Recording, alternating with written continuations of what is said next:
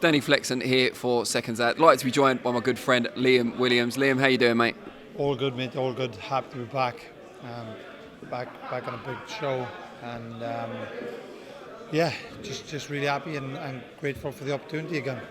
You've been on a bit of a journey, it's fair to say. You had the Eubank fight, which didn't go your way, and then there were reports that you'd retired, and then it seemed that you were coming back, and then we didn't hear for a while, and now you have come back, obviously, with that win just under a year ago, and now a big fight again. What was going through your mind at that time when you were kind of in and out the sport?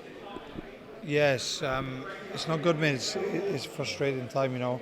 Obviously, keeping yourself fit, staying in shape, and just, you know, it's not because of any physical reason or, you know, the fact that you don't want to fight. You can't get a fight there.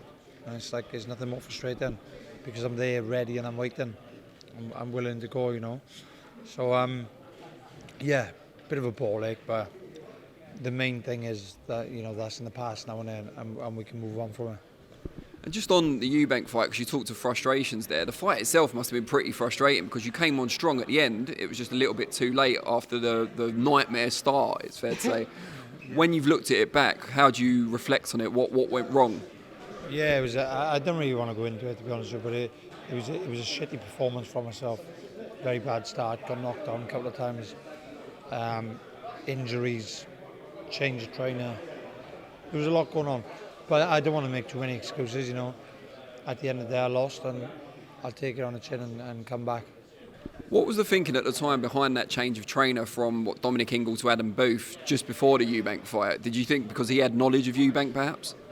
That actually wasn't. It worked out well, but that wasn't part of my thought process of going to him. I just went to him because I've always thought Adam was a very good coach anyway. Yes, I was obviously training in Sheffield, and there was a couple of little things which bothered me. I weren't totally happy with, and that's all it is to it, really. You know, I could go a little bit deeper, but there's no need for it. So, tell us then, what brought you and Gary Lockett back together? He was obviously your first pro trainer. I just thought, like, I was away. I was back up in London with Adam. I was enjoying it, but like, I just thought I wasn't totally happy. I was happier than what I was. I wasn't totally happy, and I just thought, what way better to go back than Gary. I was with Gary for a long time. Never fell out when I did leave him. You know, we remained friends even in the space which I wasn't with him as a trainer. And friendly with his family, his kids. It just makes sense. This is a happy place for me to be. Given the situation you were in when you fought Eubank, the stuff you were going through, do you think he's been given too much credit for that win? Yeah, definitely. Well, I don't know. I don't really know what credit he has been given because I haven't taken any notice. But yeah, people obviously think that it's a better win than what it was because, let's be honest, anybody could see that weren't the Liam Williams which everybody thought that was going to turn up. I was probably like 50-60%, to be honest with you. I was in a bit of a bad position, but again, not to go into that. Fair play to him, beat me, and we'll just make our own way back to the top. What can you say to reassure people out there that you will be 100% for this fight with Hamzah Sheeraz, that the old Liam Williams that blazed the trail through the division is still there? I don't really have to say nothing at the end of the day. You know, I'm not here to con people. I'm not here to, you know, lie my way through. You know, you've known me for a long time, and I'm a fighter at heart. And trust me, I'm going to show up for this fight December 2nd. Do you think Frank Warren Queensbury, Hamzah's team are viewing you as an opponent or a measuring stick? They underestimate me, and they obviously don't know the backstory of what I was just going about with Eubank, and they don't know in the detail, which I do, and people close to me know.